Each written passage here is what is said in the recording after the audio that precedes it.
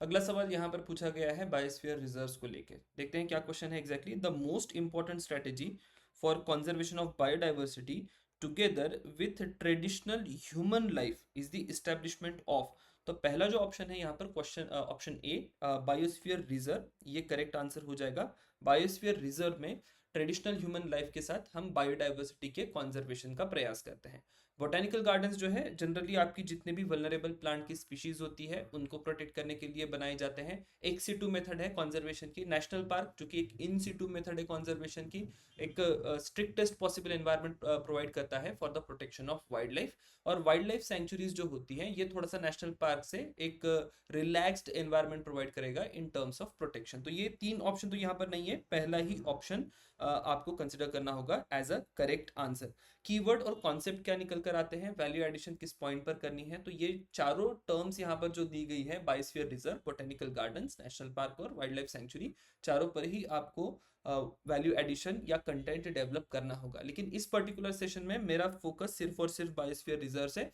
Reason भी कि अगर मैं सारे ही डिस्कस करूँ तो it will become really lengthy session. तो हम लोग इस सेशन में बायोस्फीयर रिजर्व्स को फोकस करेंगे, आने वाले सेशंस में बाकी इश्यूज भी कवर कर लेंगे। अब जब बात करते हैं बायोस्फीयर रिजर्व की, एक मैन एंड बायोस्फीयर रिजर्व करके प्रोग्राम था यूनाइटेड यूनेस्को का, और उसके अंतर्गत ये बायोस्फीयर रिजर्व की कंसेप्ट जो है वो शुरू होती है। बाकी फिर ये स्टैटिक पार्ट है, anyway I guess you would be knowing.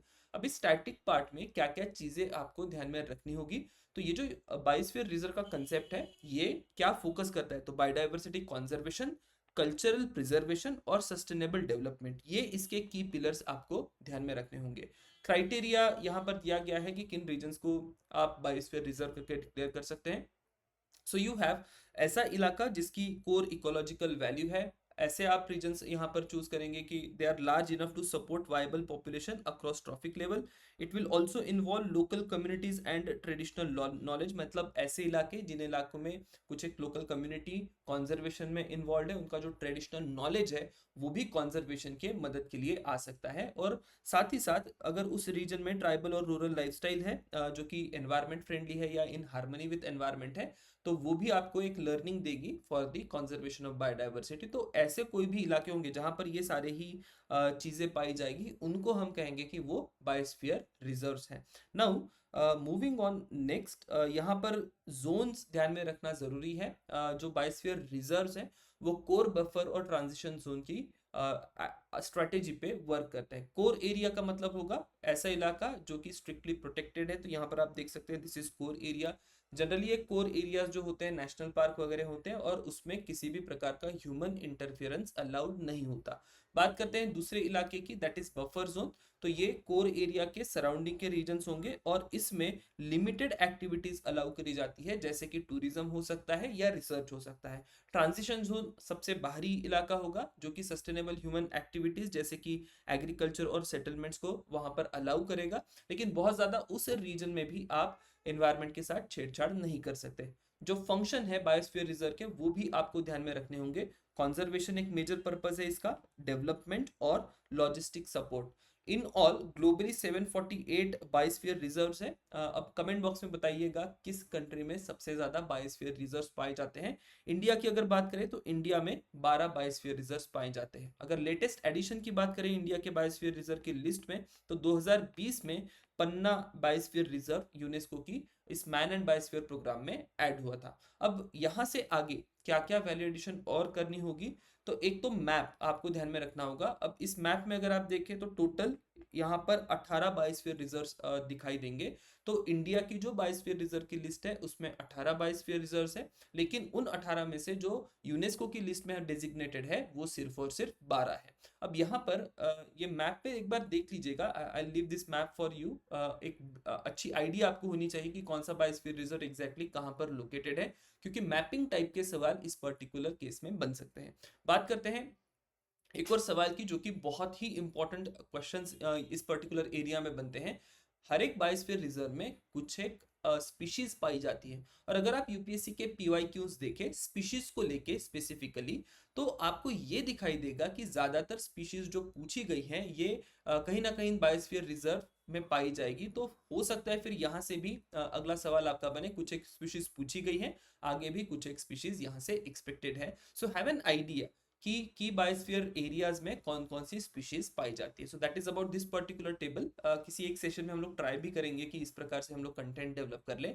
अगर बात करें अगले मुद्दे की, दैट इज न्यूज में हमें क्या दिखाई देता है बायोस्फीयर रिजर्व्स को लेकर, तो पिछले साल वर्ल्ड एनवायरनमेंट डे के उपलक्ष्य में बायोस्फीयर रिजर्व की कुछ एक जो मीटिंग है वो हुई थी, तो उसको लेके कुछ एक न्यूज में आपको इश्यूज दिखाई देंगे।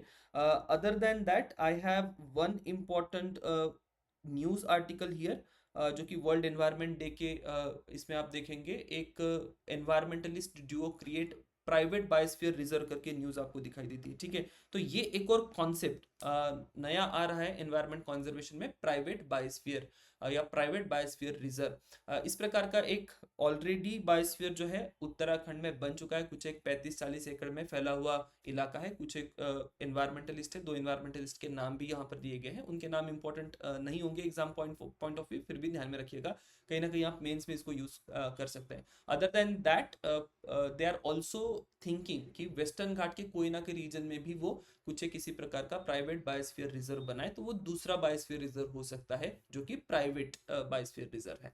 सो ये भी एक इंटरेस्टिंग डेवलपमेंट आप देखेंगे। अदर देन दैट जो ग्रेट निकोबार प्रोजेक्ट है उसका एक भयंकर इम्पैक्ट आप देखेंगे इस पर्टिकुलर ग्रेट निकोबार एरिया के बायोडाइवर्सिटी पे, तो उस कारण से ग्रेट निकोबार बायोस्फीयर रिजर्व भी न्यूज में है।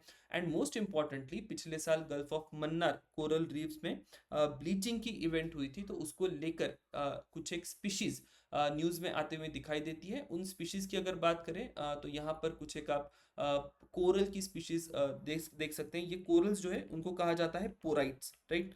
तो यहाँ पर एक सवाल हो सकता है कि ये पोराइट्स जो न्यूज में बने हुए थे वो एग्जैक्टली क्या है, तो ध्यान में रखिएगा gulf of Mannar biosphere reserve में जिन कोरल्स की ब्लीचिंग हुई थी, this corals are called as porites, right. यहाँ पर अदर देन पोराइट्स कुछ एक और स्पीशीज के नाम है, दिखाई नहीं दे रहा है, पीडीएफ में अपलोड कर दूंगा, तो उस पीडीएफ में से देख लीजिएगा और नाम ध्यान में रखिएगा। Moving on to the similar PYQ जो कि पूछे गए हैं। So if you look at these questions, they are not very easy questions. Mapping की आपको अच्छी प्रैक्टिस इसमें होनी चाहिए। एट द सेम टाइम सिर्फ और सिर्फ बायोस्फीयर रिजर्व्स आपको पता है करके आपको ये क्वेश्चंस नहीं आएंगे। You will also need to know rest of the protected areas, मतलब आपको नेशनल पार्क भी पता होने चाहिए, टाइगर रिजर्व भी पता होने चाहिए। अगर आपको वो सारी ही चीजें अच्छे से पता है then only you will be in a position to attempt this questions. ठीक है, तो कुछ एक और सेशंस में आपका कंटेंट जो है वो डेवलप हो जाएगा, या स्टैटिक कंटेंट आप जब भी प्रिपेयर करेंगे तो सोचिएगा कि इन तीनों को, बायोस्फीयर रिजर्व, टाइगर रिजर्व और नेशनल पार्क, इन तीनों को इन कॉन्कॉमिटेंस आपको पढ़ना होगा, सो दैट कहीं ना कहीं आप इनको इंटरचेंजिंगली यूज कर सके। तो ये था this particular question biosphere reserve के बारे में। Will see you in next question. Thank you everyone.